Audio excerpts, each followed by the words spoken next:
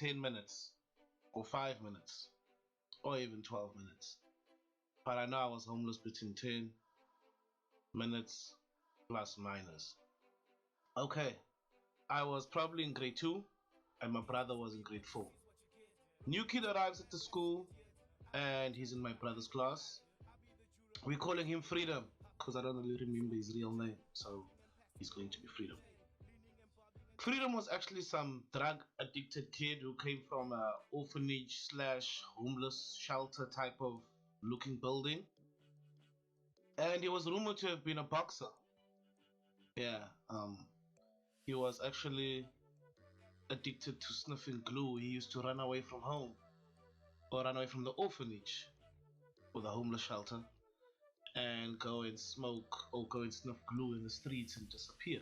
He was probably around about 9 or 10 years old. So I think I'm around about 6 or 7 years old, and my brother was, of course, 3 years older than me. So somehow, some kid angers Freedom at school. So Freedom challenges this kid to kick his ass in an after-school fight. So I'm like thinking, yeah, today I'm seeing my very first after-school fight. Today. And all I'd seen was the after-school fights in the movies. So now I'm waiting to see the champion Freedom versus the unknown kid who just signed his own ticket to heaven because he's about to get trampled upon. Standing by the gate, I see Freedom walking out, my brothers and some extras following him, and Freedom is threatening the kid like, just wait till we get to the back. I'm about to whip that ass. Fight starts and the kid holds his own for a few exchanges. He takes, maybe he doesn't take any because it's not like it's a real boxing match, but it seemed like maybe he took 2 and he gave Freedom probably like 4. And we're thinking, yeah, right, Freedom, boxer my ass. Freedom takes off his bag. Yeah, he was fighting with his backpack on. Takes off his bag.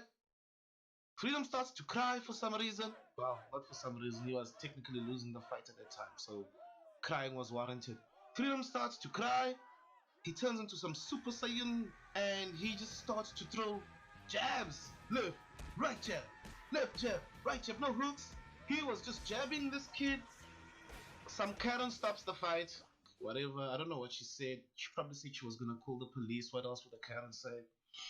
And well, we all dispersed. We all go our own way. But it was safe to say though, none of us would put Freedom from then onwards. Never. Freedom. Super Saiyan. So days later, me and a homie of mine, or me and a buddy of mine, we ran into Freedom uptown somewhere. And Freedom's like, hey, little brother, let me show you the streets, man. Now, as far as I can remember, first of all, Freedom was not meant to be outside on his own. Because like I said, glue sniffer, orphanage slash homeless shelter. So there was no way he was allowed to be outside on his own. But remember, this is Freedom at his weakest form. This nigga can become Super Saiyan. So what am I doing? I'm gonna go with Freedom, hey? Also, Freedom being the cool kid at school, he's asking to show me the streets. When I get to school on Monday, ain't nobody gonna be with me because I'm the homies with Freedom. So anyway, Freedom takes us into some slot machine slash casino looking building, and he shows us the coins and how easy these people are getting coins from this machine. It's my first time seeing it like that, of course, so I'm like wide-eyed and I'm excited. Yeah, what is this? First of all, I actually don't know how kids were allowed there. I don't ever remember being anybody by the door. We walked right in, we went to each slot machine and we watched these people win money. So Freedom says, if you have money, you can win a lot of coins too. Exactly like that. If you have money, you can get a lot of coins too. The opposite of what my mother would teach me about the coins, but that's another story. So we fearfully tell Freedom, Freedom, man, we 6. We don't have any money. We kids. Freedom says, it's nothing, it's nothing. Follow me, bros. So we go outside, and as we get outside, Freedom just sits down in front of the casino and he puts his hand out and he starts begging. As in like an experienced beggar mode, begging. Power. And he says to us, yo, sit down and do the same. I look at my friend, I look at Freedom, I look at my friend, I look at freedom, I sit down, I stick my hand out too. Here we go.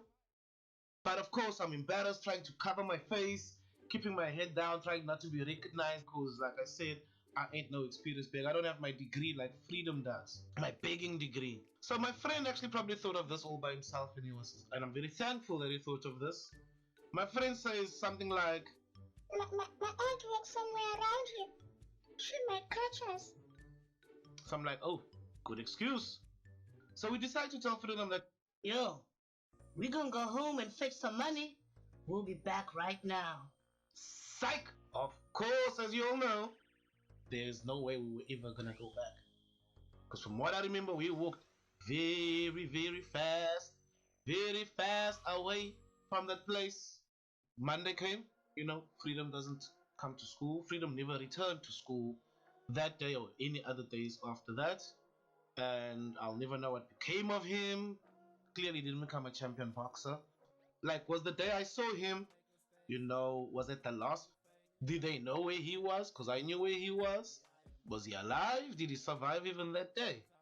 But really though, I don't really care, because you live by the gun, you die by the gun. That was how I, low-key, and coerced to being homeless for 10 minutes. I am made for you, you are made for me. You know I'm working very hard to build a family. You tell me you're not ready, but still we're going steady. I am chasing